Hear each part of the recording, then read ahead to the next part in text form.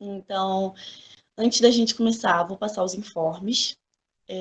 O primeiro deles é sobre o microfone. Vou pedir para todo mundo ficar com o microfone e câmera desligados, enquanto as nossas palestrantes elas estão fazendo a fala delas. Vocês podem fazer as perguntas no site, no chat, e no final tanto da apresentação da Andrea quanto da Rosane, a gente vai responder as perguntas de vocês, uma por uma.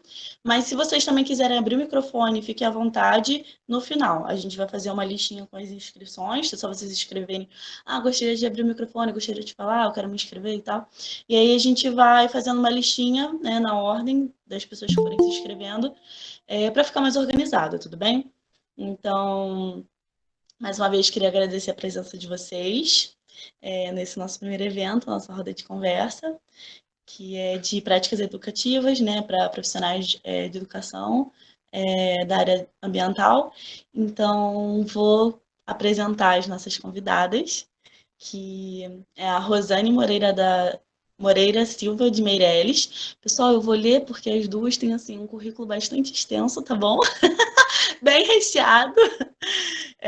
E a Rosane, ela é licenciada em Biologia pela Unesp, ela é mestre e doutora em Biologia Celular e Molecular pela Fiocruz, ela é orientadora desde 2004 no programa de ensino de Biociências e Saúde, ela, desde 2017, está no programa de mestrado profissional em ensino de biologia, que é o ProfBio na UERJ, e ela é coordenadora adjunta do curso em ensino de ciências, além de lecionar a disciplina de saúde e ambiente, que está lotada no Departamento de Ensino de Ciências e Biologia, que é o DSB, na UERJ também, no Arodim. E a gente também tem a doutora Andréa Espínola de Siqueira. Ela é formada em Ciências Biológicas, com mestrado em Biologia e doutorado em Ciências pela UERJ. Ela possui ampla experiência como professora em Ciências da Educação Básica na Rede Pública do Rio de Janeiro, e desde 2010 ela é professora adjunta do Departamento de Ensino de Ciências e Biologia no IBRAG, junto com a nossa professora Rosane, e nos cursos de graduação de Ciências e Biologia, especialização em Ensino de Ciências e no mestrado profissional em Ensino de Biologia da Rede Nacional, que é o ProfBio também. E ela também realiza pesquisas na área de ensino de ciências, espaços não formais de ensino, educação inclusiva, acessibilidade e produção de materiais didáticos. E desde 2018 ela coordena o curso de pós-graduação e especialização em ensino de ciências na UERJ. Então, queria também agradecer a presença delas. Parabéns, pessoal, bem-vindas. E aí vou passar a palavra para vocês, tudo bem?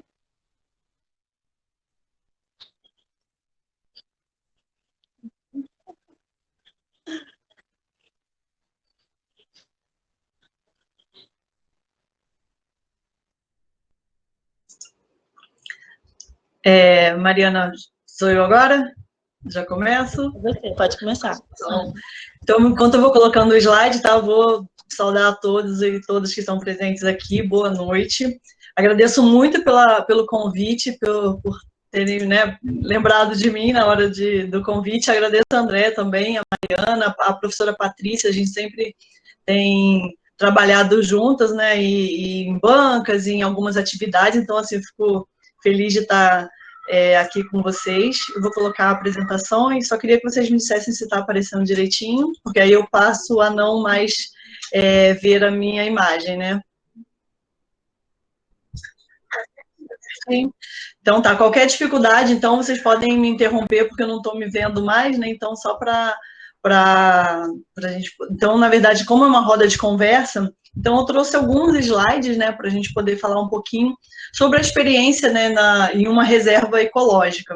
Então, eu fiz esse título sem muita pretensão, então, práticas educativas em uma reserva ecológica. Eu vou falar do trabalho, principalmente de uma aluna minha, a Mayara Barreto, que ela fez mestrado e agora está fazendo doutorado na reserva de Iguapiaçu, na Régua, né? Então, e o trabalho fazendo trabalho com estudantes e moradores do entorno. Então, né, a ideia é que a gente converse um pouquinho sobre que práticas que podem ser feitas por educadores ambientais numa reserva ecológica, né? Então, pensando nas discussões sobre a Mata Atlântica, né? Então, aqui, né, a nossa roda de conversa foi esse muito bonito, aliás, o slide de chamada, né, que está lá no Instagram, está no Twitter, então gostei muito. Práticas educativas para biólogos, cientistas ambientais, geógrafos na Mata Atlântica, então é gente pra caramba, assim, a gente, não sei se a gente vai dar conta desse pessoal todo, mas o que a gente tem em comum é o amor pelo meio ambiente. Então, como educadores ambientais, o que a gente pode fazer para melhorar a nossa prática, né? E aí, 3 perguntas foram levantadas, então eu vou tentar responder ao longo da apresentação. Então, como que essas unidades de conservação podem ser usadas na educação ambiental e despertando a sensibilidade para isso? Quais os usos dessa unidade e quais as possibilidades, né? E aí eu me apresento, né, assim, me lembrei, né, na hora que eu estava preparando a apresentação, que eu também já fui de uma liga de educação ambiental, lá quando eu fiz faculdade na Unesp de Rio Claro, e a gente, só que não era uma liga, né, a gente chamava de Grupo de Estudos de Educação Ambiental, então, assim, há mais de 20 anos atrás, quando a gente ainda falava assim, olha, lá no século XXI isso vai dar ruim, vai dar algum problema.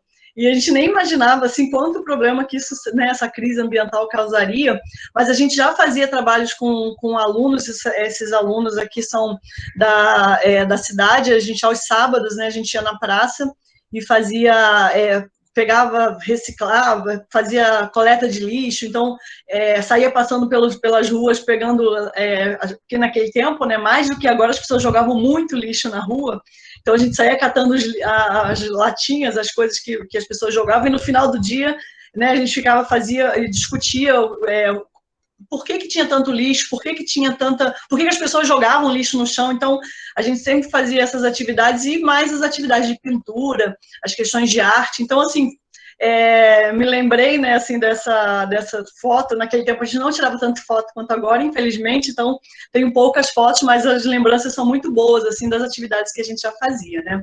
E aí eu não sou do Rio, né, eu sou do interior, sou de Resende, e eu nunca achei que eu vinha morar no Rio, mas quando eu vim morar no Rio, eu falei, vou me apropriar dessa cidade.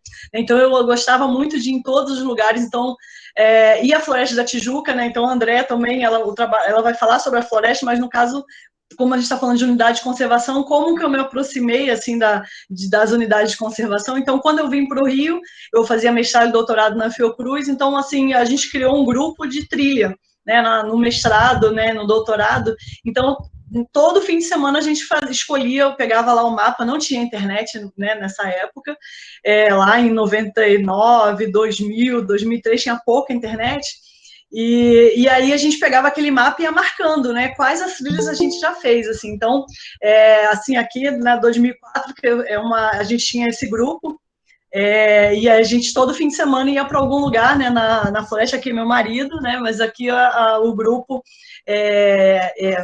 que a gente aqui lá, quando a gente subiu aqui, né, lá em 2004, lá no Pico da Tijuca, aqui em 2007, eu grávida, né, fazendo aquela trilha, aqui na trilha dos estudantes ali no comecinho, e aqui esse é meu cunhado, que depois virou biólogo também, mas na época ele ainda estava querendo entender um pouquinho o que é uma unidade de conservação, eu, né, com cara de paisagem, mostrando para ele, né, o que estava apresentando ali na plaquinha, né.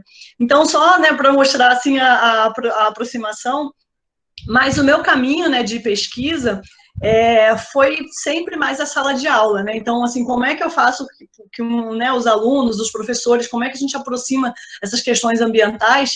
E um caminho, né, que eu trabalho bastante é na produção de materiais, né, em temas de educação em saúde, educação ambiental. Mas, né, nos últimos anos, assim, eu me aproximei mais, eu participei de um mestrado profissional em Volta Redonda, que era a Unifoa, né, uma faculdade particular, e lá eu comecei a fazer mais com a parte mais teórica, as questões de educação ambiental crítica. Aí eu tive minha primeira aluna que fez um jogo de trilha em Paraty, né? Então ela era de Paraty, então ficou muito legal na época. A gente escreveu um e-book, ficou bem assim, com essa parte mais teórica. Antes era mais como uma pessoa que gosta de estar num ambiente, se sentir bem num ambiente agradável e pensando nas questões de reciclagem, de lixo, de como que o ser humano degrada, mas quando, né, a partir de 2010, mais ou menos, a gente, 7, 8, 10, quando ela defendeu, foi quando a gente começou a pensar mais nas questões teóricas, que aí você aproxima um pouco mais para fazer análise, para fazer as questões de pesquisa e ensino, né? E aí, algumas premissas, assim, eu vou falar bem rapidamente, porque né, vocês sendo da Liga de Educação Ambiental, vocês já conhecem. Então, as questões da crise ambiental, que foram mais reforçadas, né, na década de 60 e 70, que são marcos, né, do pensamento crítico, né, num movimento de contracultura, na noção dos limites ambientais do planeta. Né? Então, até esse momento, uma ou outra discussão acontecia, mas uma discussão mundial, reuniões e tentativas, né, de mudança aconteceram nessas décadas, né? Então, Guimarães fala, né, que é uma crise do modelo de sociedade que nós temos. Então, não é algo para deixar para depois, como lá em 93, quando a gente só falou assim, daqui 20 anos vai demorar. E chegou, né, 20 anos depois, a gente passa cada vez mais por esse modelo que não é sustentável, né, nesse modelo só predatório que a humanidade tem passado, né? Então, e aí tem aquela ideia de que a mudança de comportamento pode solucionar o problema ambiental. Então, né, como educador, como é que eu posso fazer com que essa pessoa mude de comportamento, mas não só esse comportamento vai poder dar conta de solucionar esses problemas ambientais, né? Então, em relação aos educadores, né, então, embora bem intencionados, muitas atitudes são apenas comportamentalistas. Então, o que Guimarães chama de armadilha paradigmática, que vocês já devem ter discutido também, que é uma compreensão ingênua das questões ambientais e das causas reais da crise. Né? Então, transmitir conteúdo, né, como uma relação direta pode mudar comportamento, né? E a gente sabe que não é assim que funciona. Então, há necessidade dessa transformação através das relações sociais, de você se aproximar mais da população, um processo coletivo. Se a gente fizer um modelo conteudista, de cima para baixo, a gente não vai conseguir chegar a lugar nenhum. Né? Então, deveria a educação ambiental crítica, né, vocês já estudam isso, deveria ser um modo de ver e agir no mundo, mas ela carece de ações mais práticas. Às vezes os modelos são muito teóricos, muito acadêmicos, né, e o professor nem sempre recebe essa formação adequada. Né? Vou passar esse daqui. Então, como é que a gente pode discutir a educação ambiental num modo mais crítico? Né? Então, uma abordagem tem que ser mais reflexiva, visando uma cidadania emancipatória, discutir direitos humanos da terra, respeitar e conhecer a origem de cada um, questionar sobre como melhorar a qualidade de vida, diminuir o consumo, né, visando promoção de saúde, equidade e equilíbrio ambiental. Então, são discursos, né, que a gente vê os autores falam, mas que são importantes que sejam levados para a prática, né? Então, respondendo, né, como é que as unidades de conservação podem ser usadas na educação ambiental e no despertar da sensibilidade? Né? Então, o primeiro passo é a gente conhecer e conviver. Não adianta, né, eu como pesquisadora, chegar lá, vou lá uma única vez com o meu questionário, com o meu jaleco e começo a perguntar coisas para as pessoas, se eu não entendo o que é aquela região, a questão histórica, quais as necessidades locais, como é que as pessoas que moram ali naquele entorno se relacionam com aquela área de proteção e principalmente devolver esse levantamento, ou essa prática, ou o que eu realizei à comunidade que eu escolhi. Então, senão, essa relação de confiança, se a gente não consegue estabelecer, você não consegue realmente ter um resultado real do que eles pensam sobre aquele espaço e como é que a gente pode trazer algum benefício em relação à sensibilização ambiental, né? Então, a gente fez esse trabalho lá no mestrado da Maiara Barreto, ela foi na reserva de Guapiaçu, né, então ela já era, né, essa aqui é a Maiara, aqui a gente, numa visita, essa aqui é a Raquel, que ela e o Nicolas são, né, os administradores, os donos, né, então a reserva de Guapiaçu é uma ONG, não é uma reserva particular, mas que tem o selo, né, de reserva particular e tem toda a estrutura para conseguir buscar verbas para poder fazer projetos. Então, muitos projetos são desenvolvidos ali na cidade, né, e os moradores são funcionários, então há uma troca e ela é bem vista na cidade, só que ainda tinha essa dificuldade em relação aos moradores, principalmente os mais antigos. Então, a Maiara já fazia um trabalho lá com anfíbios e ela me procurou no mestrado para poder fazer esse trabalho numa perspectiva mais de percepção ambiental e pensando mais na questão de educação ambiental crítica. Então, passei rapidinho. Aí, mais informações, né, sobre a reserva, eles têm um site que tem Instagram também, sobre, né, as atividades que eles estão desenvolvendo. Mostram assim como em 20 anos eles conseguiram, né, fazer o plantio de mudas e mudar toda a geografia ali, toda a paisagem do local, né, mostrando que é sim possível fazer reflorestamento e mudar a forma e fazer, como eles estão no baixo ali, né, da geografia em relação à Serra dos Três Picos, ao Parque dos Três Picos, eles mostram que ali há uma facilidade de dispersão genética de sementes e também a troca, né, de populações que podem usufruir desse espaço, né? Então, ali, para quem não conhece a reserva de Guapiaçu, vindo pela linha vermelha, vai em Cachoeira de Macacu, mas sentido Nova Friburgo, e também dá para passar pela Ponte Niterói, sentido Itaboraí, também indo para Nova Friburgo, e aí chega na reserva de Guapiaçu. Então, como é que a gente estabelece essa relação entre a reserva, né, e a comunidade de entorno a partir da percepção dos moradores, das atividades que são oferecidas na reserva, né? Então, lá você tem o cultivo de mudas, né, que é o projeto Guapiaçu Grande de Vida, patrocinado pela Petrobras, o que é muito importante, você ter verba para poder fazer coisas, pagar funcionários, pagar bolsistas, né? Então, muitas coisas não seriam viáveis se não tivesse esse patrocínio, que já está no terceiro ciclo, já teve renovação agora até 2022. E aqui uma visita que nós fizemos lá com os alunos da UERJ, a André está aqui também, o Lúcio, e alguns alunos, de repente, alguns de vocês estão aqui também, né? Então, a Raquel mostrando esse plantinho, né, de como eles fazem essas mudas, né? Então, aqui as sementes que são dispersadas. Eles fazem também forte, né, que tem forte lá o turismo ecológico, então é o bird watching, que vem pessoas do mundo inteiro e essas pessoas ficam encantadas em participar. Eles fazem atividade, são pessoas que viajam o mundo observando pássaros, e aí você tem ali a base, tanto mais alta quanto na beira do lago, para fazer esse tipo de observação.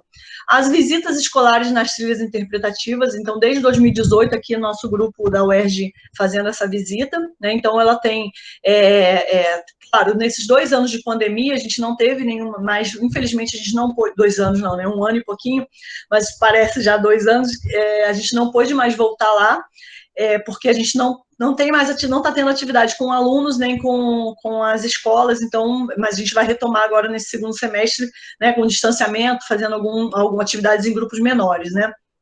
Aqui a Raquel explicando para a gente, a Andréia está aqui, o Lúcio está aqui, nessa visita que nós fizemos com os alunos da UERJ, né, e aqui na beira do lago ali, onde eles estão fazendo, essa paisagem está completamente diferente do que no ano 2000, tem uma foto lá no site deles, como que essa área estava, né, 20 anos atrás, e aqui é o meu grupinho da Fiocruz, mas que também é o UERJ também, porque tem alunos de graduação e que agora fazem mestrado e doutorado comigo na Fiocruz, né.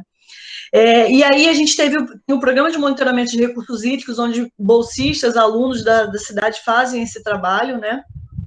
E na pesquisa da Maíra, especificamente, ela fez trabalho com o projeto Jovens Guardas, que são alunos da rede pública que são selecionados para poder fazer atividades toda no contraturno, né?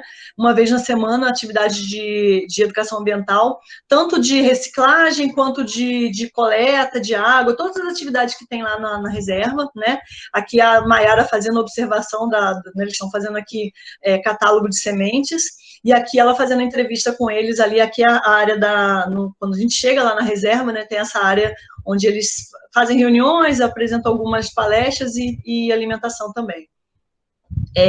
E aí a Maiara também fez o trabalho, né, com os moradores, então eles levantaram aqui uma praça que tem em 2 momentos, assim, aqui está mais coloridinho, e a praça da cidade, e aí para ela chegar nessa praça, ela também não conseguiria se ela fosse sozinha, porque ela não é de lá, apesar dela estar lá há bastante tempo, gostar muito, então ela teve a ajuda do professor, que era dos Jovens Guardas, o professor Carlos, né, que fez a mediação, e ela conseguiu conversar com esses moradores em várias idas até lá. ganhar confiança e ouvir um pouco o que eles achavam, né, da reserva ali, ter essa reserva florestal que vai comprando terrenos para poder aumentar a área de vegetação. E aí alguns olham meio assim e falam, olha, eles querem que eu venda meu terreno, mas o que isso significa? Eu vou perder minha terra? E, na verdade, eles, né, por falta de diálogo, algumas questões ficam meio truncadas, né? Então, aqui não vou entrar nesses detalhes, mas eles listaram pontos positivos e pontos negativos, né, da participação, da presença de uma reserva, né, no local. Então, principalmente a questão do reflorestamento, os moradores participando de atividades lá dentro da reserva. Então, o relato, né, de pessoas que antes caçavam e que agora são guia. E aí, nessa troca, né, de funções, ele passa a ser um multiplicador de informações positivas, né? E de como ponto negativo é o que a gente vê até na Floresta da Tijuca também, que a Andrea vai falar depois, que pessoas que são moradores que moram ali perto e que nunca foram na reserva. Então, eles sabem que existe, mas não conhecem os eventos que acontecem lá, então acham que não tem ações, né, na comunidade, pouco investimento no paisagismo na cidade, então o paisagismo, a parte bela fica toda dentro da reserva, mas não sobra nada para a cidade. Então, ausência de soluções alternativas ao que é apresentado pelos donos, né? Então, aquela ideia de que tem um dono do parque, e tudo isso gerou, né, para uma proposta compartilhada de ensino, onde eles foi possível levantar, né, que aí seria a proposta de continuidade no doutorado, né, então, promover atividades de lazer na comunidade, realizar eventos voltados para a comunidade, o potencial de geração de empregos. Aí veio a pandemia, a gente teve que parar essa parte, né, então a gente espera retomar, porque ela defendeu em 2019, e aí em 2020 ela entrou no doutorado, bolsista também da CAPES, mas não conseguiu ir ao parque mais vezes, né, para poder, na reserva, para poder continuar o trabalho com os moradores, e o projeto Jovens Guardas também terminou em 2020. Então, a gente teve que levantar, sair do onde a gente está, a gente continuar fazendo atividade. Então, esse mestrado gerou ali um artigo no CONEDU, né, Congresso Nacional de Educação, e um capítulo em e-book que ainda vai sair, né, que ela faz uma conexão entre a Agenda 2030 e as atividades no entorno, né, realizada com esses moradores, né. E aí, respondendo, então, caminhando para o final, né? Quais os usos de uma unidade, quais as possibilidades, né? Então, como teve essa mudança por causa da pandemia, tanto do projeto Jovens Guardas, que né, os alunos não estão indo para a escola, porque que eles iriam para uma reserva, né? E aí acabou esse projeto, pelo menos está suspenso por enquanto, e também não está tendo a visita nas trilhas, e ela não tem como ir lá visitar os moradores. Então, ela está fazendo agora, em 2021, uma parte mais teórica, então, comparando as unidades de conservação, né, falando sobre reintrodução de espécies, porque teve, né, uma continuidade do projeto de reintrodução de antas. Né? Então, isso é um problema também na cidade, que muitos veem assim, as antas vão aumentar o número de antas aqui, sendo que é uma espécie nativa, mas que com a reintrodução eles estão se reproduzindo, e aí aquela ideia de que vão invadir meu quintal, vão comer o material, né, a minha horta. Tem fotos assim deles, as pessoas nadando lá nos rios, e aí passa uma anta nadando, e aí eles, né, será que elas se mordem? Então essa aproximação que não é boa, né, a aproximação do ser humano com elas que ainda estão nesse período de adaptação, a gente precisa trabalhar melhor. Eles já fazem, né, lá na reserva, eles já fazem um trabalho de educação ambiental muito legal, e o trabalho da Maiara, né, no doutorado, é justamente mapear e fazer avaliação disso, então, como numa observação participante. Então, ela vai ajudar, mas os trabalhos já estão sendo feitos, ela não vai chegar e começar do zero, né? Então, esse projeto, né, do socioambiental da Petrobras teve a renovação agora até 2022, então, fortaleceu, então, essa reintrodução das antas, então, a Maiara incorporou isso na tese de doutorado como num processo de avaliação, né. Eles têm agora uma trilha virtual, né, de 360 graus, que a gente quer também, né, ampliar a visibilidade, tanto para professores quanto também para os moradores que também nunca foram até lá, então, nesse período de pandemia. O estudo, né, sobre a percepção da reintrodução das antas, né, que já é um projeto que já existe, já acontece, mas agora ganhou um objetivo maior, né, até 2022, um aporte aí maior de verba, né, de suporte financeiro.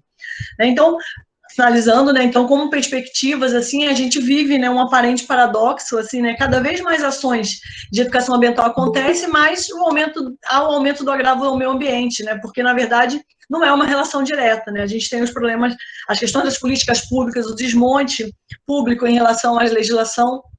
Então, não significa, então, que eu tenha, quanto mais educação ambiental eu tenha, né, eu faça, mais menos a sociedade vai degradar. Então, significa que a gente tem que tornar mais eficaz esse enfrentamento, né, e claro que nós sozinhos a gente não pode dar conta, mas a gente tem que cada um fazer a sua parte, né, pensar localmente para agir globalmente.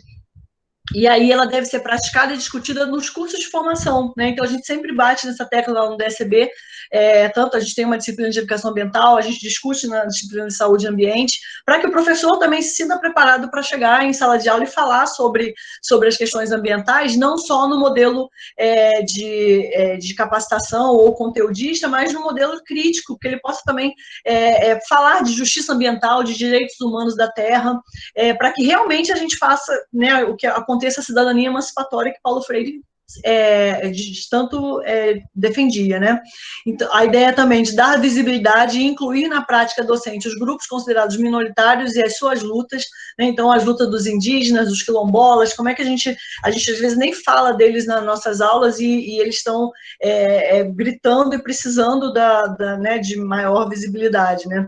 E ao levantar saberes ambientais, acrescentar os saberes locais. Então, não adianta eu saber falar dos ciclos ecológicos, falar de todas as ciclos da Amazônia ou de outros locais, se o bioma local eu não estou conseguindo, né, não discuto ou não falo sobre isso, né? E aqui algumas referências, né? Depois fica lá gravado. Aí tem esse documento aqui, né, que são os 10 anos de apoio à conservação da biodiversidade, que saiu em 2018, falando sobre as reservas particulares de patrimônio natural, falando, né, que a gente nunca não escuta muito falar sobre isso, mas que tem grande importância principalmente para ligar biomas e para fazer corredores, assim, para manter nos parques, né?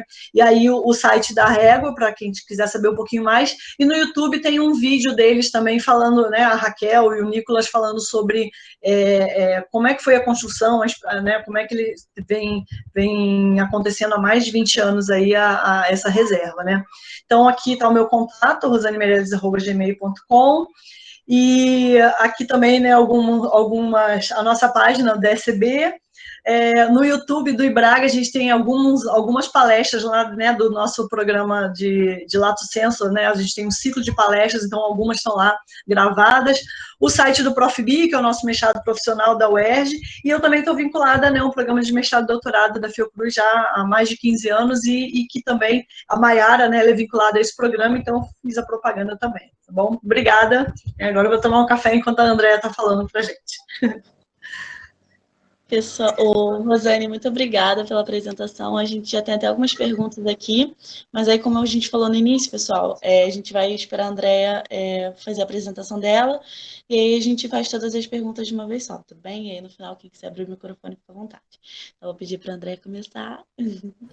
Tá ótimo. Então, deixa eu falar para vocês uma coisa. Bom, primeiro, boa noite a todos. Muito obrigada pelo convite. Eu agradeço a Deduca, todos os alunos, membros da Liga e a professora Patrícia Domingos. É um prazer estar aqui, ainda mais dividindo com a Rosane essa fala. Eu queria, em primeiro lugar, falar o seguinte. Quando a Rosane começou, né, enquanto vocês estavam dando as boas-vindas e a Rosane começou, para mim estava extremamente picotado, depois melhorou. Então, eu vou fazer o seguinte, eu vou compartilhar minha tela e vou começar, mas se ficar muito ruim meu áudio, me avisem para eu fechar minha câmera, tá? Para tentar melhorar, tá bom? É só me avisar. Alguém abre o áudio, porque eu vou perder, a partir do momento que eu vou compartilhar agora, eu vou perder a visão do chat, aí vou depender de vocês falarem comigo, tá? Pode deixar, Andréia. Obrigada. Vocês podem me confirmar se está aparecendo para vocês? Está aparecendo. Então tá ótimo. A sua barra lá embaixo do computador também. Acho que se você apertar F11, ele fica em tela cheia no computador todo. F11. Não ficou, não. Pra Agora gente melhorou? tá aparecendo a sua barra, mas se o pessoal não se importar, não tem problema. Mas está tapando uma parte do slide, é isso? Não tá não. Tá aparecendo o então slide inteiro. Então, beleza. Então vamos seguir assim, porque pode ser uma dificuldade minha, com certeza. Vamos seguir assim, se vocês... se algum momento não der para ver o que está escrito, vocês me avisam, por favor. Tá? Não tem quase coisa escrita nos slides. Bom, então vamos lá. Eu entrei assim num desafio para mim mesma de fazer uma apresentação em que eu pudesse contar bastante coisa do que eu tenho feito na minha experiência com Mata Atlântica, que é uma experiência 99% realizada no Parque Nacional da Tijuca e com uma experiência mais recente no Parque Nacional do Itatiaia. Então, eu adaptei o título para Práticas Educativas na Mata Atlântica, mas como vocês podem ver a partir da própria imagem, eu vou falar muito do famoso PNT, ou Parna Tijuca, ou Parque Nacional da Tijuca.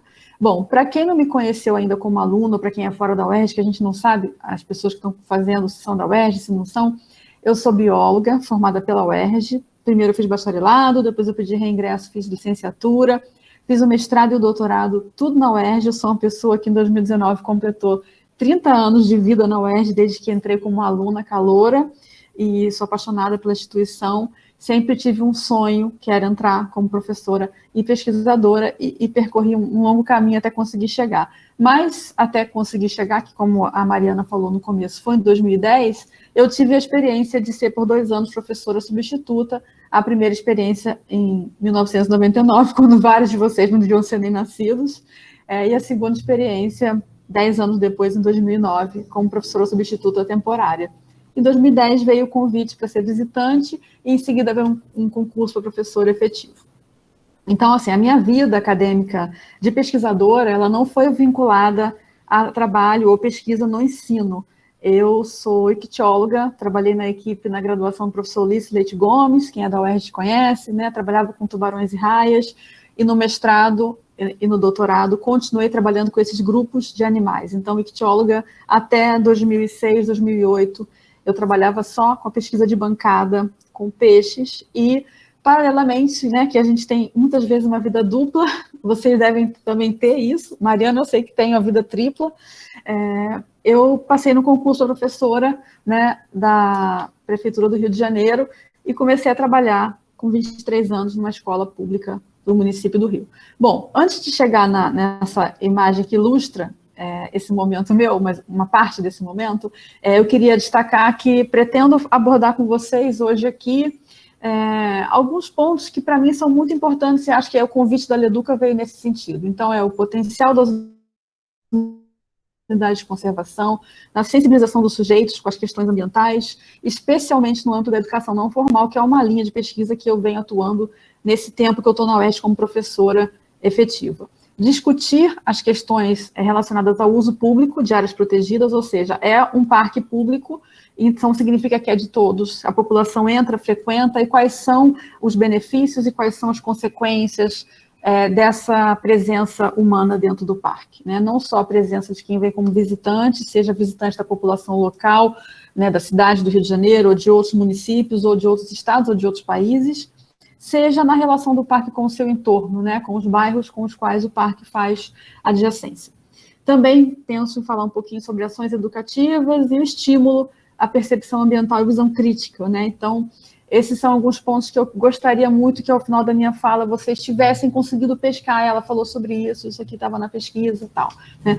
Então, assim, coloquei até para ilustrar ali em cima pequenininho algumas imagens para vocês pensarem que esse parque, especificamente o Parque da Tijuca, ele é um parque extremamente singular. Ele é a menor unidade de conservação do Brasil, é o menor parque federal, mas é o mais visitado do país. E o motivo para ele ser o mais visitado é que ele tem, na sua área, o Morro do Corcovado com a estátua do Cristo Redentor, que é uma das 7 maravilhas do mundo moderno.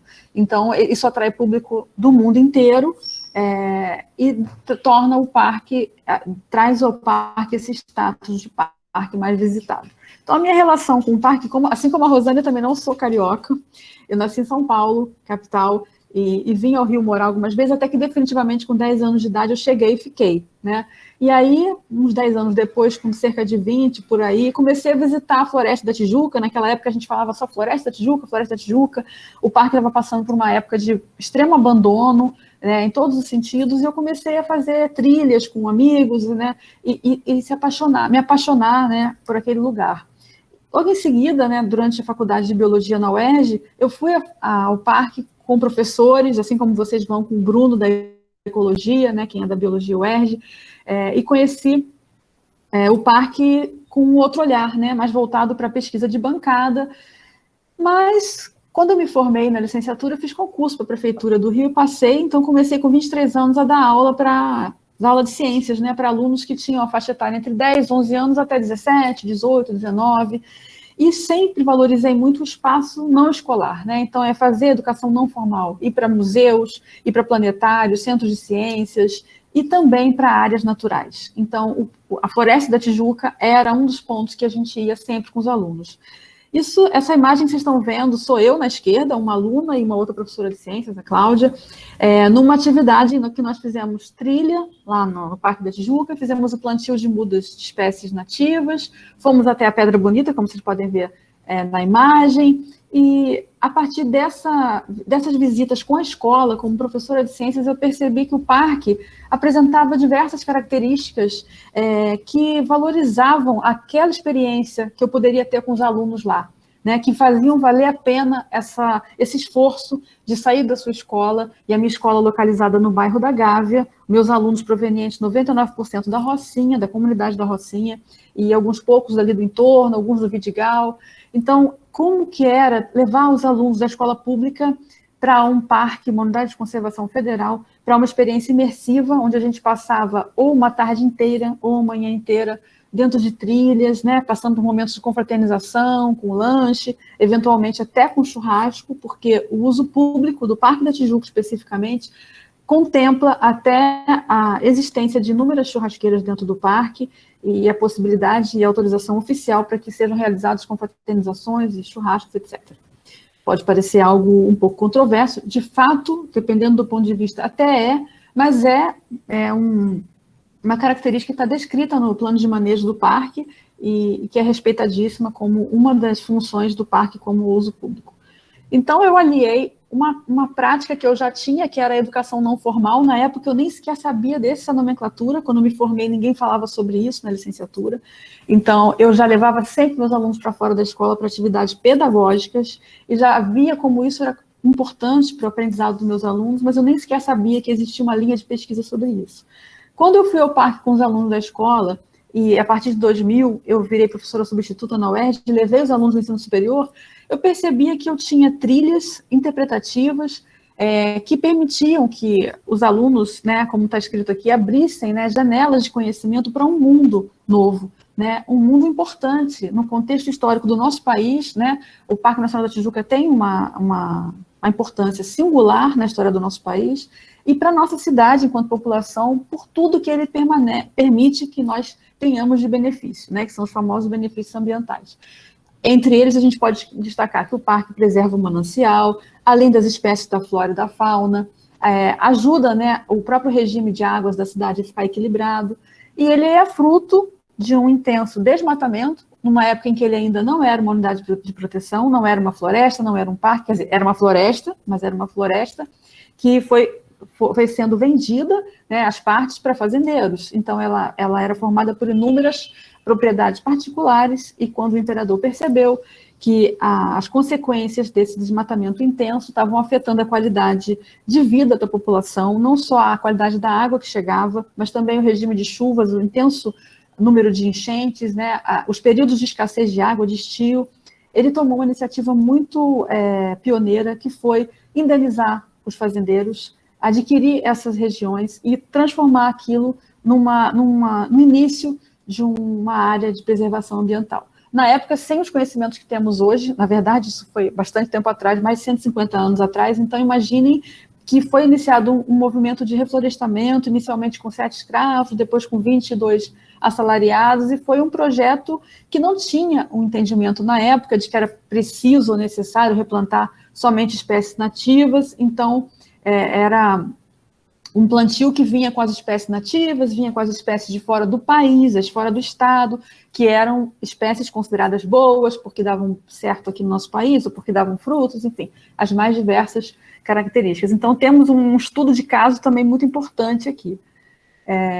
Na época, né, que eu estou contando para vocês dentro de uma linha do tempo, né? Então, isso aqui é início dos anos 2000, um documento muito importante na época, norteador da educação no Brasil, né, um documento federal, eram os parâmetros curriculares nacionais, né, lançados pouquinho tempo antes, em 1998. Eu gosto muito de destacar que nessa época eu já era professora do município do Rio, e eu me lembro quando esses documentos chegaram impressos na escola, e a gente teve uma grande reunião na sala de leitura, onde todos os professores estavam reunidos e receberam aquele documento, e olha, a informação foi, estudem e adequem seu plano de curso a esse documento. E a gente ficou no maior alvoroço, como a gente ia fazer sem saber, né? Hoje em dia a situação é muito pior com a BNCC, e não vou nem falar, mas vocês sabem, o nosso governo federal e as instâncias estaduais e municipais que também não estão muito atrás, mas sem dúvidas o governo federal é o maior retrocesso que a gente tem tido nos últimos anos. Mas então esse documento norteador da época, que é o PCN, o famoso PCN, já falava, né, já destacava que era importante os alunos se perceberem como integrantes, dependentes e agentes transformadores do ambiente, identificando os seus elementos e as interações entre eles, contribuindo para a melhoria do ambiente.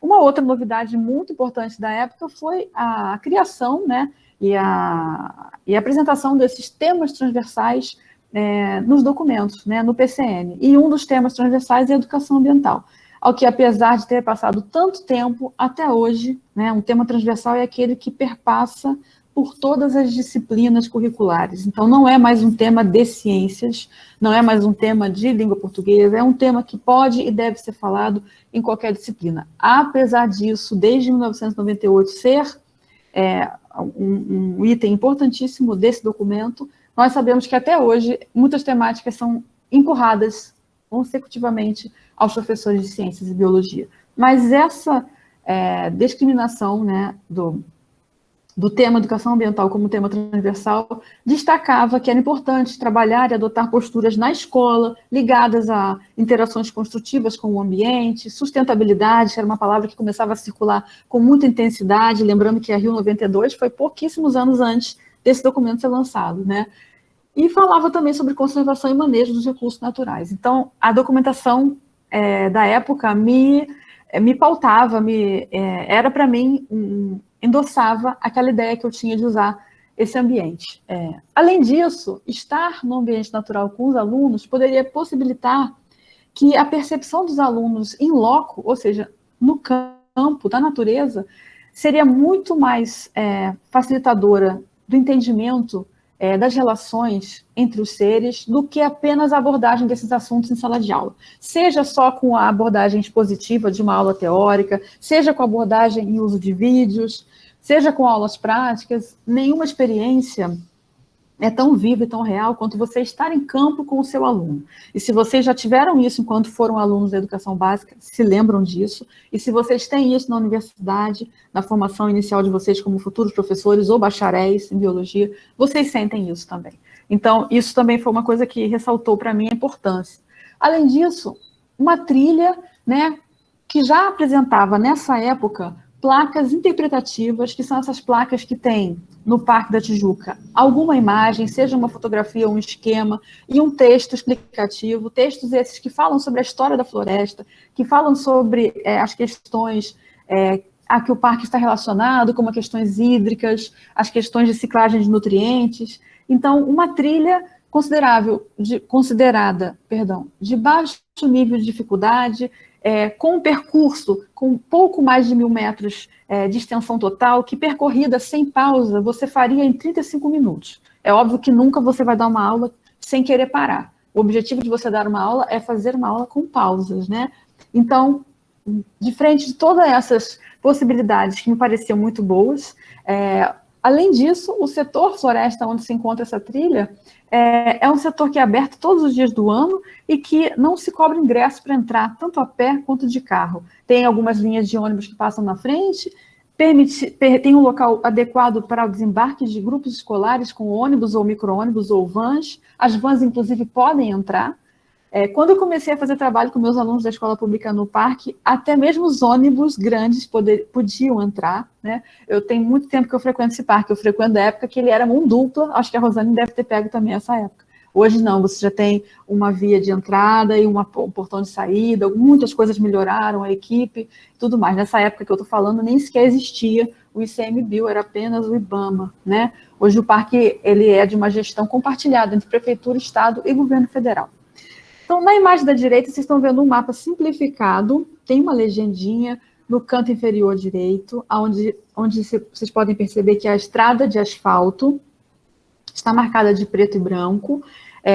Paralelamente, no lado esquerdo da estrada de asfalto, no começo da trilha, vocês observam que você tem o curso de água. Vou tentar mostrar aqui com o meu cursor.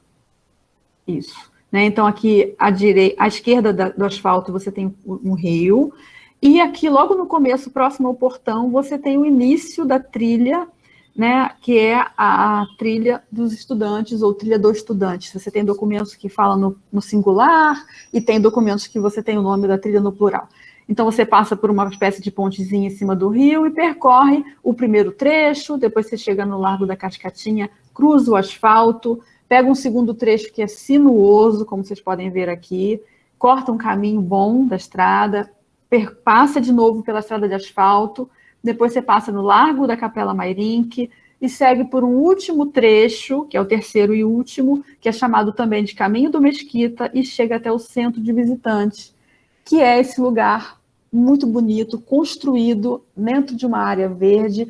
E dentro do Centro de Visitantes você tem um pouco da história do Parque da Tijuca nos seus 3 momentos principais. Quando ele ainda não era um parque, era uma floresta, que foi desmatado. Depois, posteriormente, quando ele foi desmatado e foi transformado em várias áreas particulares. E, por último, quando ele finalmente vira um parque. Essa história está contada com fotografias, com esse cata de espécimes botânicos, com animais taxidermizados, com jogos interativos, com imagens, com vários materiais de arqueologia do local, com mapas, com maquetes e com vídeos também interativos e alguns jogos eletrônicos. Infelizmente, as questões de eletricidade no parque são tão oscilantes que muitas vezes os equipamentos eletrônicos quebram e muitas vezes ficam sem manutenção. A falta de recursos financeiros é uma realidade constante. Infelizmente, nos últimos tempos tem sido mais intensificada, então, infelizmente, muitas coisas não podem ser repostas, consertadas, é uma problemática. Mas, enfim, um excelente centro de visitantes de recepção. Então, eu escolhi uma aluna, na época, isso foi em 2010, mais ou menos, meu primeiro ano, né, de professora concursada da UERJ. Essa aluna que aparece aqui na imagem ao meu lado, Perdão, passou o slide sem querer. De blusa roxa, a Daniele Bento. Ela era escoteira, tinha experiência em trilhas. Eu fiz um convite, um desafio. Você gostaria de fazer uma monografia sobre o Parque da Tijuca? E ela fez. Nós descrevemos na época com foco apenas nos aspectos e atrativos da biologia. Quando ela defendeu, uma professora da banca, que eu faço questão de divulgar, de sempre falar, a professora mestra Rosalina Magalhães, mestra pela Fiocruz, e na época professora substituta, falou, esse trabalho dá um livro, né? E nós acreditamos, né? Essa fotografia aqui é posterior à defesa, nós estamos no Centro de Visitantes, para a Daniele fazer a apresentação para os servidores do parque, vocês podem ver que estão uniformizados, a equipe da monitoria ambiental, do manejo, a analista ambiental que aparece no canto da esquerda, a Catiúcha, bióloga formada pela UERJ, e inclusive nesse momento dessa foto, como é posterior à defesa, já com outros autores da obra, né? Então, a partir por isso que eu acho importante e deixo para vocês isso, quando alguém acredita no trabalho de vocês, abracem essa fala, sabe? Estejam atentos a esses comentários de estímulo e acreditem no potencial quando ele é apontado para vocês. Então, eu acreditei no que a professora Rosalina falou na época, eu como professora na época aprovada no concurso público, e aí partimos ao desafio de fazer esse livro, que foi publicado em 2013, e aí vocês vão ver a partir de agora alguns QR Codes na tela que dão acesso a esses conteúdos. Então, o Guia de Campo do Parque Nacional da Tijuca foi escrito para professores, mas ele pode ser compreendido por qualquer pessoa. Nós evitamos nomenclatura muito difícil, texto muito rebuscado, mantivemos as referências preferencialmente no final do texto, tiramos aquele aspecto de texto acadêmico para que não afastasse as pessoas da leitura. Sabemos que professores têm muita coisa para ler, para estudar, não queríamos mais uma obra que fosse cansativa. Então, eu, a professora Ana Maria Donato, que é bióloga, né, que é atualmente aposentada, mas que é doutora do Departamento de Biologia Vegetal da UERJ, e o professor Alexandre Justino, da SEDUC do Rio de Janeiro, fomos organizadores e fomos autores desse livro, junto com mais outras 10 pessoas. Então, no total, 13 pessoas escreveram esse livro, que contém 98 páginas e fala sobre toda a trilha. Aqui nós temos a lista completa com os autores. Eu quero destacar que temos aqui geógrafos, pedagoga, profissionais de belas artes e profissionais do Parque da Tijuca, uma professora de história, além de todos da área de biologia. Então, foi uma equipe multidisciplinar que pensou como um professor, seja da educação infantil, da educação básica, do Fundamental 1 e 2 e ensino médio, como poderia levar os alunos, seu grupo de alunos, para fazer uma aula nesse local. Então, para vocês terem uma noção do visual do parque, do livro, perdão, a gente tentou mostrar sempre a fotografia de onde a placa, que torna essa trilha uma trilha autoguiada, essa placa e o seu texto, né, todas as legendas da figura são o texto da placa, e apresentamos um texto muito simples, né, que não tem muito aquele rebuscado dos textos do ensino superior. Esse era um texto para qualquer pessoa entender, não só o professor, mas também o público mais leigo. Então, usamos glossário para explicar as palavras mais difíceis e fizemos uma coisa que achamos muito importante: nota para o professor, boxes de texto destacados, onde a gente colocava o professor alguma coisa a mais. O que ele poderia fazer de atividade com os seus alunos. Esse livro, né, que vocês podem baixar, o download gratuito, não só pelo QR Code, pela página oficial do Parque da Tijuca, pela página do Instituto de Biologia da UERJ. Se vocês colocarem o nome do guia PDF no Google, vocês vão encontrar rapidamente. Esse guia também fala sobre atividades antes de ir para o parque, que são as famosas atividades preparatórias. Na época fez muito sucesso, saiu na capa da revista da FAPERJ, Pesquisa Rio, em 2014, né, foi lançado em 2013 na Semana Nacional de Ciência e Tecnologia, em outubro, foi lançado na UERJ e concomitantemente dentro do parque.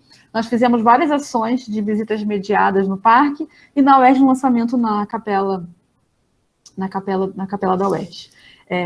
E aí foi um movimento natural de criarmos um projeto de extensão, né, do qual na época ainda a Rosane não fazia parte, nem o Lúcio, porque não eram professores da casa, mas a partir de 2015 os dois passaram a fazer parte comigo desse projeto, e eu comecei a fazer visitas mediadas com grupos escolares. O objetivo era levar esses grupos escolares para visitas e ajudar os professores, estimular os professores e os alunos a voltarem depois com suas famílias ou com novos grupos de alunos para aproveitar do parque o máximo que era possível, tanto de aprendizado quanto de bem-estar também.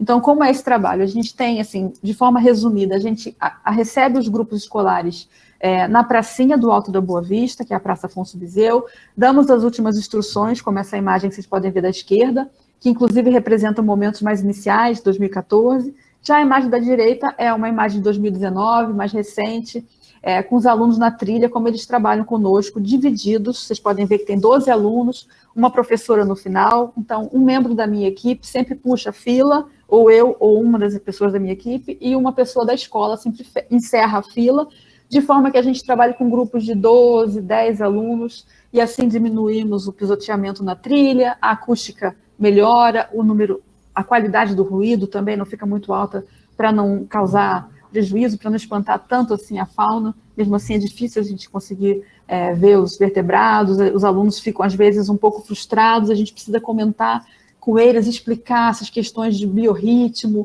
essas questões também de como a gente andando na trilha afasta os animais, e as experiências são maravilhosas. Vou mostrar um pouquinho sobre isso para vocês. A nossa preocupação inicial sempre foi resgatar a história do parque, por isso que essa proposta ela não é só de biologia e ciências, ela envolve também geografia, história e artes, porque como vocês viram em algumas imagens, o parque recebeu muita intervenção humana no sentido de embelezamento, né? Numa época em que a criação dos parques no mundo estava muito intensificada, e isso chegou ao Brasil também, através do imperador Pedro II, e através de ações que traziam peças, esculturas, peças de ferro fundido, que era uma grande novidade na época, para embelezar certos pontos do parque. Mas não só isso, também os azulejos pintados à mão, as telhas de cerâmica, né, feitas nas coxas. Então, são várias características que trazem uma nota da história do nosso país, da história da nossa cidade. Então, isso tudo é passado para os alunos na abordagem que nós fazemos, através da caminhada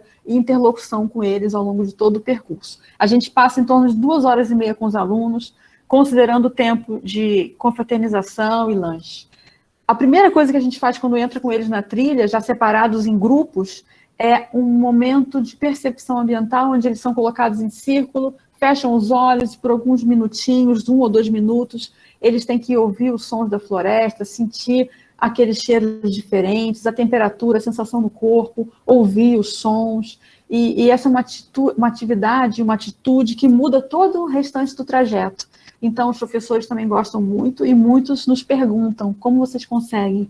São alunos do 6º ano, que muitos têm um comportamento bem diferente disso que a gente está vendo aqui nas imagens. Nós falamos também sobre espécies exóticas, porque isso é importante para contar a história do parque. Então, aqui a Aline, que é da minha equipe, a pessoa mais antiga que está comigo na equipe, ela era da graduação, já concluiu, defendeu monografia, fez a especialização, lato sensu, já concluiu o mestrado e continua comigo como bolsista de nível superior, e ela está guiando um grupo de alunos, né, mediando a visita, falando sobre as dracenas, que são essas espécies de até 6 metros de altura, espécies que não são da nossa flora, são da África, e que, infelizmente, elas predominam muito nas bordas das trilhas, como vocês podem ver nessa imagem da esquerda. Essa foto ficou estranha, né? Espécies exóticas, aí tem os alunos na direita, mas era para mostrar apenas que todos os temas que são debatidos na trilha são recuperados depois na finalização, quando todos os grupos de alunos se reencontram no auditório do parque. Então, os assuntos que nós falamos, vou passar de forma mais rápida, né? O manejo das jaqueiras, que também são espécies exóticas, assim como a jaqueira é uma espécie exótica invasora, ela prejudica as espécies nativas, então tem o procedimento de anelamento de Malpighi, que é feito pela equipe da monitoria ambiental. Nós falamos também sobre a importância de não só retirar ou controlar as espécies exóticas, mas de replantar as espécies nativas da Mata Atlântica. Então, fizemos uma ação muito bonita em 2015, com plantio de espécies nativas, onde levamos escolas particulares e públicas, e fazíamos a visita mediada, e ao final da visita, cada dupla ou cada trio de alunos recebia uma muda de uma espécie vegetal nativa da Mata Atlântica, como cutieira, ipês, grumichama, palmito jussara, cambucá, paineira, cedro e outras, para plantar. Então, os alunos manuseavam os equipamentos, plantavam e se sentiam extremamente orgulhosos. Foi uma das ações mais bonitas e que nos deixaram assim, com orgulho do trabalho que a gente faz com eles na floresta. Aqui nós temos professores, alunos do ensino médio, alunos do curso de gestão ambiental da FAETEC, com o professor da FAETEC, o professor da Cefet, desculpa, o Marcelo Borges, temos professores da UERJ, Ana Donato, eu, a minha equipe e membros da equipe do parque, da monitoria ambiental e do controle de trilhas e até mesmo da brigada de incêndio. Aqui, outros assuntos que são falados também, né? O efeito geométrico, por exemplo, é um dos pontos que a gente joga para o aluno como uma questão desafiadora. Nós tentamos trabalhar com questões desafiadoras que a gente lança para os alunos em grupo ao longo da trilha, nesses pequenos grupos de 12, 10 alunos, e a gente joga para eles pensarem. Uma das questões é essa: o que seriam esses furos simétricos que aparecem na folha? A gente não explica para eles primeiro, a gente joga a pergunta, dá um tempo, continua na caminhada, para que eles pensem sobre, a gente estimula que eles tirem várias fotos, e a gente dá sempre as respostas no final, caso eles não consigam alcançar a resposta, porque não é uma competição de quem acertou e quem errou. É um momento de dar protagonismo ao aluno para ele pensar sobre, para ele pensar de forma investigativa, e aqui na imagem vocês podem ver que as folhas centrais, mais novas, um verde mais claro, com menos camada de cera, nascem enroladas. Então, quando elas sofrem a predação, elas ficam com furos que, quando a folha se amadurece, quando a folha cresce e abre, aparece esse padrão de perfuração simétrica. Então, muitos alunos conseguem chegar à resposta, muitos outros não conseguem, e a gente sempre explica a resposta, e no final da trilha eles são convidados a apresentar para o grupo as respostas dos desafios, porque cada grupinho de alunos tem um desafio diferente. Outro assunto abordado são os mananciais do parque, né, do Maciço da Tijuca como um todo, e a Mata Ciliar. Quando esse livro foi lançado em 2013, tinha acabado de ser discutido intensamente o Código Florestal, e uma das questões que levou a muitos confrontos e embates foi a questão da extensão da mata ciliar obrigatória. Então, a gente pegou um tema emergente, jogou no texto do guia, que não deixa de ser um tema importante até hoje, mas na época era um tema que a gente ligava o Jornal Nacional e estava sendo falado sobre isso, né? Outros assuntos também que a gente fala são sobre o uso público, e infelizmente o uso público traz também o vandalismo, que afeta não só os espécimes vegetais, como também as placas interpretativas do percurso.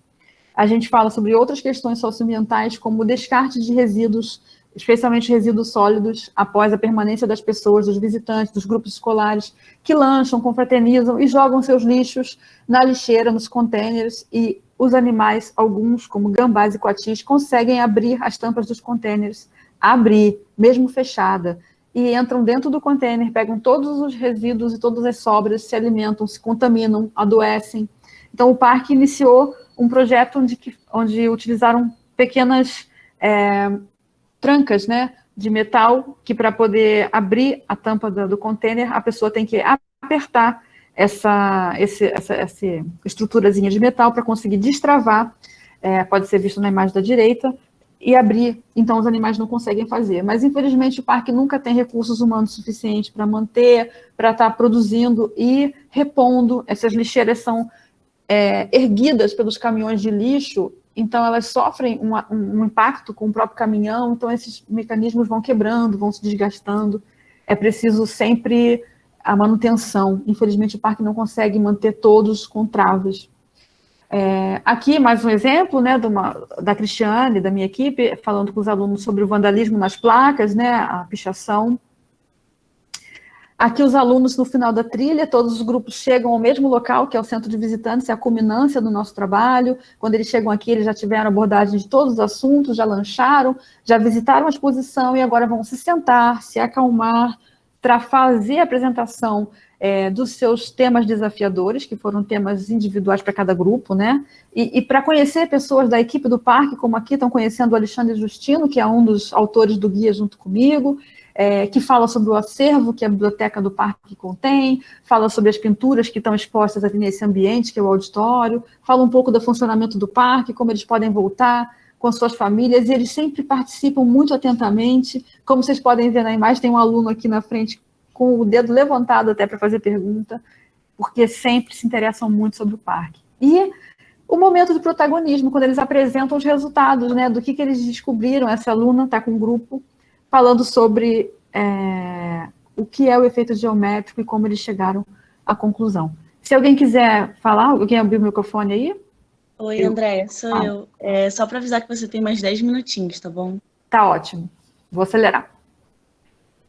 Aqui um outro projeto realizado com uma escola particular que nos procurou para participar da Liga Lego Internacional, e o tema desse ano era a relação entre o homem e os outros animais. Nós colocamos como questão para eles a questão da lixeira. Eles pesquisaram todos os mecanismos de trava que existem em carrinhos, em lixeiras de parques no mundo inteiro, lixeiras que são anti-urso no Canadá, e desenvolveram uma trava parecida com a de carrinho de bebê. Aqui vocês estão vendo o protótipo feito na impressora 3D.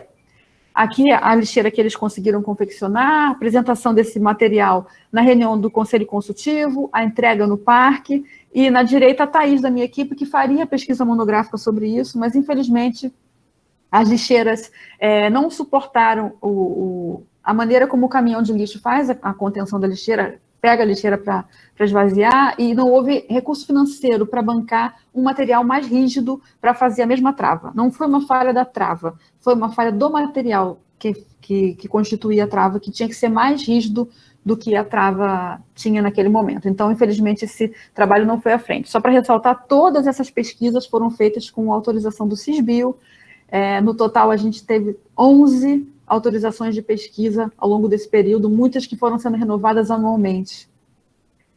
A gente também vai às escolas particulares, levando a equipe do parque, escolas públicas, como o Colégio Militar. Aqui vocês estão vendo todo o 6º ano do Colégio Militar no auditório, onde nós levamos a brigada de incêndio.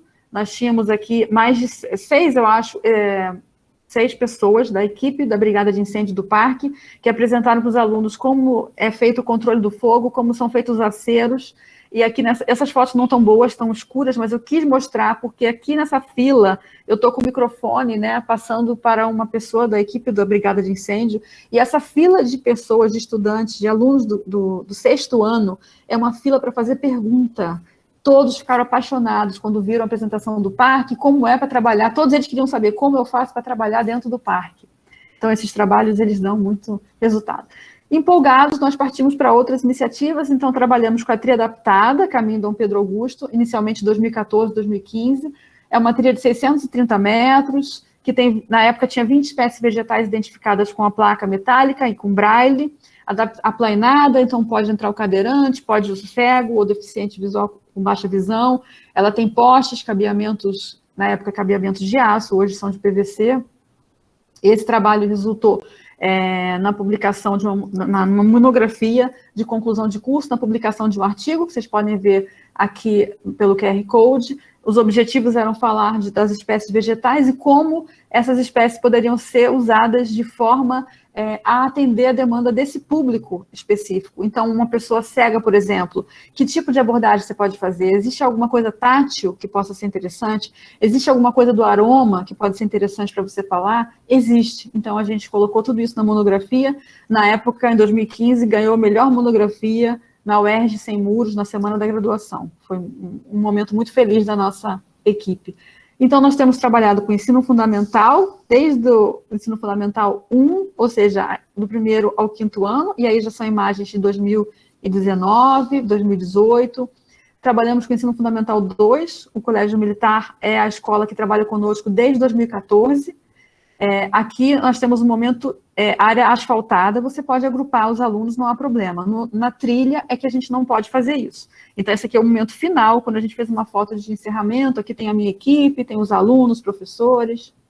Trabalhamos com ensino médio, aqui com os alunos do ProfBio, que é o mestrado profissional, levando os seus alunos da escola pública, do estado, ou da prefeitura, né? A Vanessa está aqui na direita, minha ex-aluna, hoje mestra.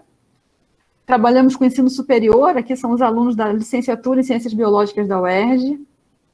Trabalhamos com o mestrado, que é o curso Stricto Sensu, o ProfBio, né? Aqui é a turma da Vanessa, quando ela ainda era uma aluna, agora já é mestre, formada pela UERJ.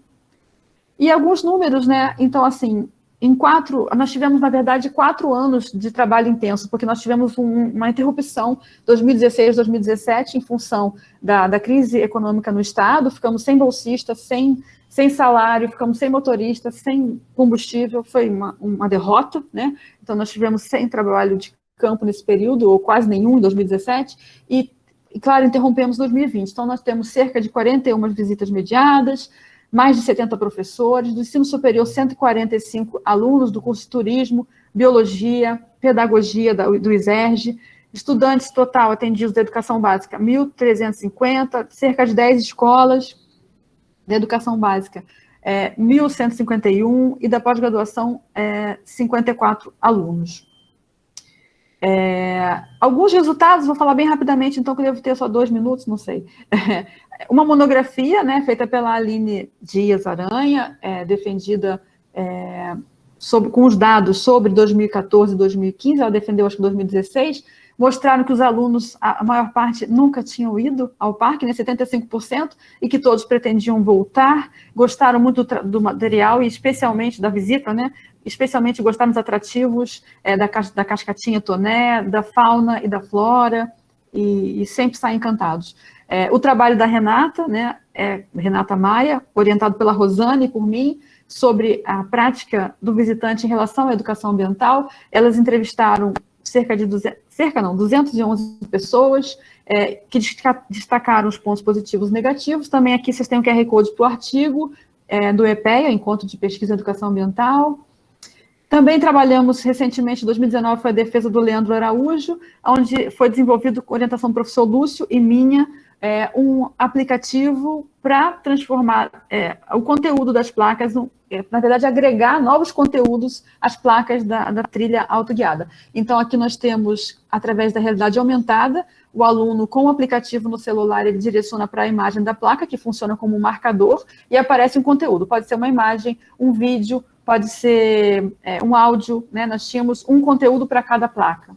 Esse projeto seria implementado no parque, mas nessa época foi a eleição do Bolsonaro, a mudança da chefia de inúmeros parques, a colocação de militares, e o projeto de renovação das placas foi totalmente paralisado. Como vocês podem ver, as placas estão algumas deterioradas e seriam substituídas. A gente queria que o projeto fosse implementado com as placas sem essas pichações, e isso ficou totalmente interrompido a partir de 2019, né? Finalzinho de 2018. Outras pesquisas aqui, a pesquisa da Thaís, recente. Mariana quer falar? Qualquer coisa me interrompe, por favor. Essa pesquisa está num capítulo recém-publicado, né? Nós voltamos a ter adaptada agora para ver não a inclusão, mas a acessibilidade. Isso virou um capítulo de livro que acabou de sair, vocês podem acessar. Ela viu a acessibilidade não só na trilha, mas também na área construída do Centro de Visitantes, a Thaís Fortunato. No Parque do Itatiaia, nós levamos essa prática de acessibilidade, essa preocupação. Levamos não, o parque já tinha. Nós fizemos uma pesquisa em cima do que o parque já tinha, né? São os ex-alunos, a Kemily Toledo e o Tiago Gonzalez. Publicamos um livro com a participação também do professor Sebastião Neto, da Botânica, que é o Guia de Campo, vocês podem baixar no QR Code, também está na página oficial do parque. E fizemos uma live ano passado, vocês podem acessar para assistir, porque ficou bem interessante os conteúdos. Eu sei que a Kemily vai estar no evento apresentando alguma parte, então eu fico tranquila que ela vai poder falar bastante sobre isso. Publicamos também no Enebio, no começo do ano, a acessibilidade atitudinal, que é algo que mais falta em todas as áreas, seja uma área natural, uma área protegida, ou seja em museus e centros de ciências. Recentemente, a minha aluna Gerlane apresentou também esse ano o Guia de Campo do Parque Lage, que faz parte do Parque da Tijuca. Esse ainda não está publicado, né? Está em vias de ser publicado, mas já está aprovado pela banca com nota altíssima. As práticas inclusivas também estão formando um capítulo do mesmo livro, Acessibilidade em Museu e Centro de Ciências, né? Esse com a Kemily, o Thiago e eu. Então, vocês podem acessar também pelo QR Code. A gente sabe que, além do ganho cognitivo, a gente tem também as questões afetivas, emotivas, sensoriais. É isso que, para nós, nos alimenta e ficamos empolgados. E, por isso, as perspectivas futuras, que seriam para 2020, foram interrompidas pela pandemia, seria levarmos o público com deficiência, pessoas com deficiência visual, auditiva, qualquer deficiência. Então, eu fiz parceria com o Instituto Benjamin Constant, que trabalha com cegos e pessoas com baixa visão, e fiz uma parceria com o Instituto Nacional de Educação de Surdos, que é o INES, e especialmente com o IBC. Eu fui ao parque com eles em 2019, com as professoras de ciências, e começaríamos 2020 com visitas mediadas com o público cego do IBC. Isso tudo foi parado por causa da pandemia, né? Então, estamos aguardando, não dá para fazer trabalhos com grupos no momento. E aí, só umas imagens para ilustrar minha equipe em campo, os lugares que a gente faz, Circuito das Grutas, trabalhos e apresentações em congressos, com a Rosane. Agradeço muito pela atenção, peço desculpas que eu sei que eu extrapolei um pouquinho no tempo, né? Mas muito obrigada. Vou voltar, então, um minutinho. Desculpa, eu sempre falo muito. Não, tudo bem, gente. Obrigada pela apresentação das duas. Queria fazer algumas falas, porque a Rosane falou, né? Ela mostrou aquele levantamento sobre os pontos negativos e os pontos positivos em relação aos moradores. Eu achei aquilo maravilhoso. Eu acho que você até chegou a mencionar, né, Rosane, que tiveram moradores que caçavam ali na reserva e depois viraram guias, né? Achei isso fabuloso. E também achei maravilhoso porque, gente, eu tive o prazer de ter uma capacitação, né, com a Andréia na Floresta de Tijuca. E aquele momento sobre a percepção ambiental é incrível, porque até a pedagogia Waldorf, ela fala que quando os professores, né, eles tentam meio que deixar os alunos que vêm de realidades diferentes, situações diferentes em casa, no mesmo, assim, numa mesma, como é que eu posso dizer? Harmonização, né? Deixar eles mais entrosados, meio que no mesmo patamar, assim, antes de uma aula. Isso é maravilhoso, ainda mais quando você está entrando num espaço informal, né, de ensino. Então, foi lindo. E aí eu vou ler agora algumas perguntinhas para vocês, só que aí eu vou pedir para vocês serem breves, só para a gente não extrapolar muito tempo, tá bom? A gente só tem mais 10 minutinhos. A primeira pergunta eu acho que essa está mais direcionada para a Rosane. Quais são os principais desafios e outras práticas que podem ser feitas para manter a educação ambiental atuando em unidades de conservação durante a pandemia? Na verdade, pode ser para as duas, né? Ótima pergunta. É um desafio, né? Então, assim, a pandemia ela é mundial, então, assim, está atingindo a todos, né? E a gente não pode, né, deixar de lado, a gente às vezes fica parecendo que nada está acontecendo. Então, a gente continua dando aula, continua fazendo, né, as atividades como se não tivessem 410 mil mortos, né? Então, assim, é um desafio, tanto em relação à saúde mental, quanto às questões mesmo de aproximação.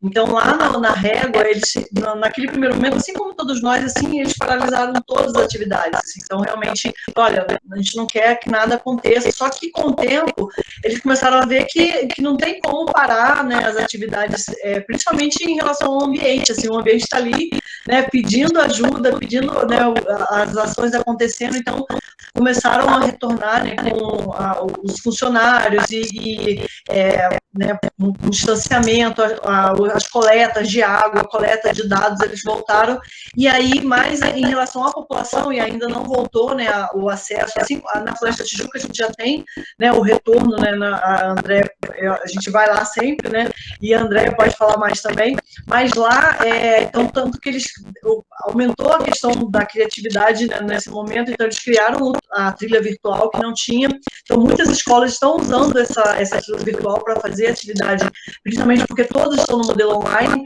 né, e a atividade com os moradores também, que estavam previstos, a gente tinha feito uma agenda anual, de todo mês a gente iria lá para fazer uma oficina, fazer uma mostra de ciência, uma mostra de água, né, sobre o mês da água, a gente ia falar sobre as questões da água, o mês da Mata Atlântica, a gente já está falando da Mata Atlântica, e aí a gente teve que suspender tudo, então a gente pretende retomar em 2022, né, assim, então está adiando os sonhos, mas as atividades continuam remotas, né, então algumas são presenciais, que são as de coleta, mas de educação ambiental só mesmo de forma remota.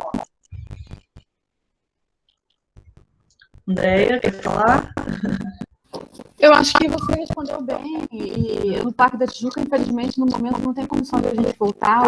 Se vocês seguem os perfis do parque, vocês estão vendo que o parque abre e fecha constantemente, muda, quase que semanalmente muda as regras, e o centro de visitantes, que é a nossa maior base, no final da nossa experiência, está fechado, só está aberto o centro das paineiras. Então, não, eu também não tenho coragem, gente, de fazer nada com grupos no momento. Então, no momento não temos essa previsão.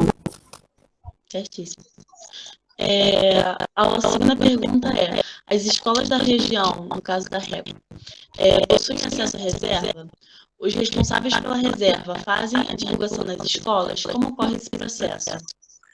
Boa pergunta também, assim, a principal questão para eles, assim, quando começaram, porque assim, o Nicolas e a Raquel, eles são donos dessa terra, eles são os bisavós deles eram do Nicolas, no caso, né, ele tem origem inglesa, mas ele é brasileiro, mas nasceu na Inglaterra.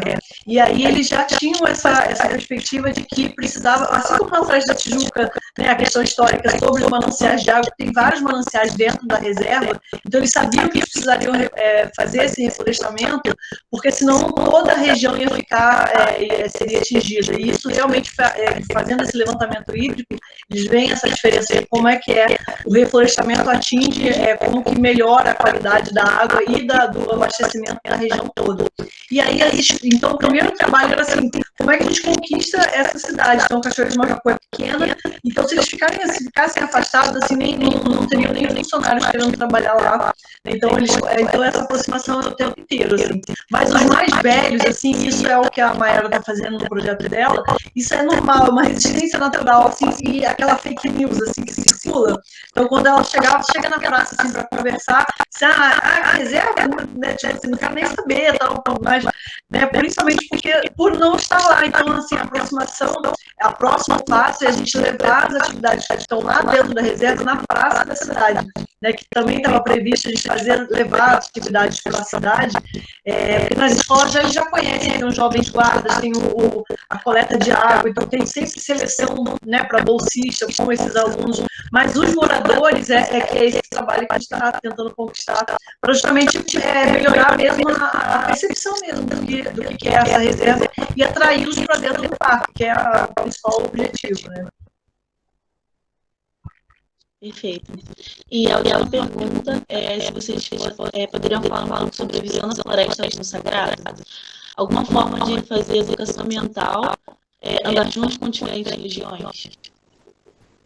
Eu poderia falar um pouquinho sobre isso, porque eu fui membro, né, eu fui conselheira representante da UERJ no Conselho Consultivo do Parque, né, um conselho que não delibera, mas é um conselho que se reúne de 2 em 2 meses e é extremamente importante para o parque em vários sentidos. E eu posso garantir para vocês que o Parque da Tijuca, especificamente, tem uma grande preocupação com isso, né? A curva do S do Sagrado foi criada para contemplar e para permitir, mesmo sendo uma área do parque, que sejam colocadas as ofertas, que sejam feitas as cerimônias religiosas.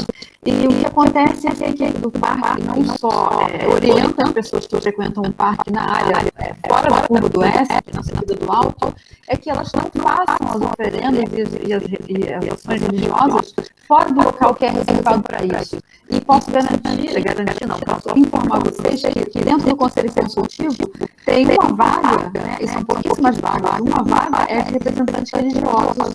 Então, nós temos representação da Igreja Católica, né, tem a representação das mais diversas religiosidades, e são tratados com muito respeito. E são pessoas extremamente participativas. Eu participei como membro do Conselho há 3 anos, e eu nunca vi ser trazido algum tema esdrúxulo ou alguma colocação inadequada. Foi sempre com extremo respeito e sempre partindo do princípio de que se tratava de uma unidade de conservação.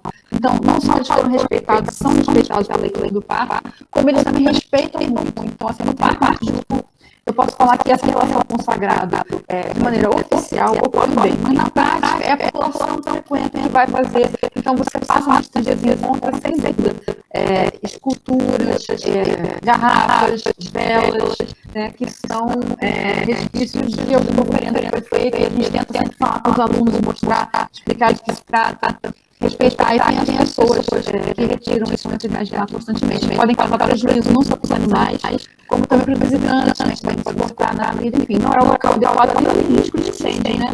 Lembrando que as velas são colocadas acesas. Então, existe essa questão do incêndio que é gravíssima.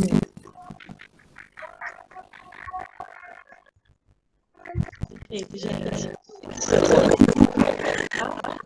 Não, porque a gente lembra, André, a gente foi naquela reunião de pesquisadores do Parque Nacional e isso foi falado, né, dessa a comunicação é tudo, né, quando você se comunica, então as pessoas, se você, né, nas reuniões, você fazendo esse tipo de discussão, então, onde é que a gente pode, qual é o prejuízo dessa parafina que é derretida, desse fogo aceso, né, então, desse alimento que é levado, não tem sem leite, então, né, no diálogo dá para vai ser esse diálogo vai ser resolvido.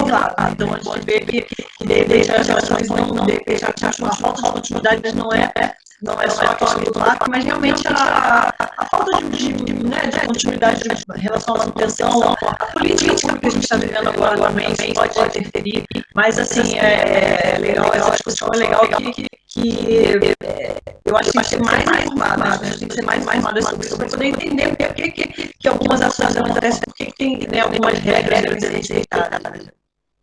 Eu sinto que a população do Rio de Janeiro, ela ainda sabe muito pouco do parque. Ela nem sabe o que é um parque, que é uma unidade de ativação. Ela não entende o que quer dizer um bem público, né? A população, a qualificação do Rio de Janeiro. O brasileiro tem muita confusão em relação a essa questão do que é público, né? Como eu devo proceder em algo que é público, né? Em relação ao seu comprometimento, ao seu compromisso de ter aquilo de respeitar, de preservar. E seguir as regras, mas você entra no parque, tem que seguir as regras. Então, não pode coletar, não pode coletar. Não pode fazer vela, não pode fazer vela, mas é difícil, né? E a fiscalização também é disputada, tem a quantidade de humanos restrita, muito escassa, dentro de todos os parques do país. Não é diferente do Parque da Tijuca. Apesar de ter arrecadação altíssima, pelo número de visitantes que ocupado para entrar, isso não volta para o parque na proporção que deveria levar pela legislação. Infelizmente, essas coisas no governo acontecem, né? E só uma coisa que eu achei interessante, só fala, Mariana, quando você comentou sobre a razão da pesquisa, uma das pesquisas que você orienta, né, que trabalha com os moradores do entorno, com o pertencimento, né, dessa área protegida, quando o Centro de Paineiras foi criado nas paineiras, das Olimpíadas, que foi inaugurado, as 4 unidades principais do entorno foram convidadas a trabalhar como condutores sociais. Então, o parque ofereceu cursos, houve uma parceria, patrocínio, infelizmente, né? Existe questão. É um grupo preparado também, o parque, né? Que gere a área povoada. Então, os condutores são moradores das comunidades. Eu participei de uma época de reuniões lá na subida do trenzinho, então essas gestas existem e acontecem continuamente. Maravilhoso, né? Muito bom. Pessoal, então, a gente vai abrir muito rapidinho para quem quiser abrir o microfone. Vou pedir para vocês se inscreverem no chat, quem quiser. Senão a gente já finaliza. E enquanto vocês se inscrevendo, eu vou avisar que a André está usando bastante diversos links, livros, e a gente vai fazer um compilado desse documento para passar tudo isso. E a gente vai deixar no timeline no link da nossa Instagram, tá bom? Então, olha, não tem. Então, já vou agradecendo a vocês. Oi, pessoal, obrigada. Então,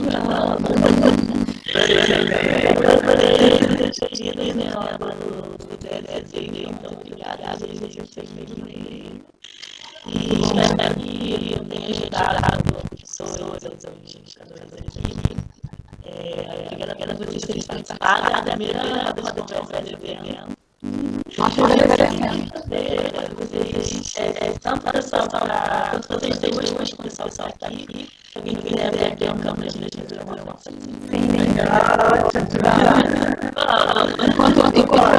Enquanto o pessoal está vendo a câmera, deixa eu agradecer o convite.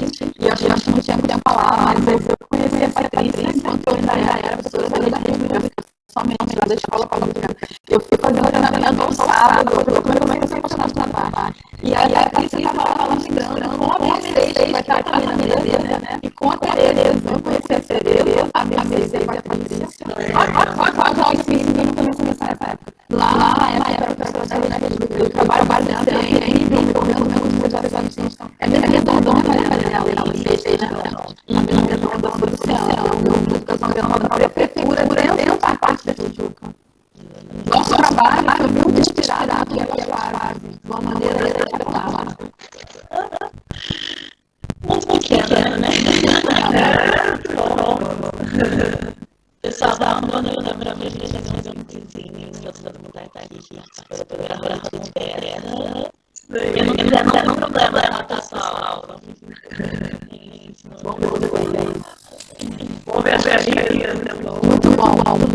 Letícia, Giovana, Luísa, professora Sara, que trabalha com a gente.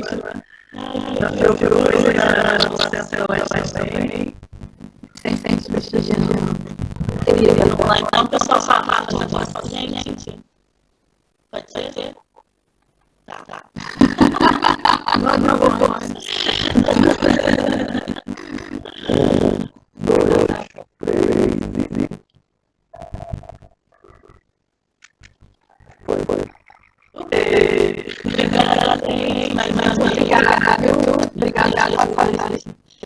Obrigada.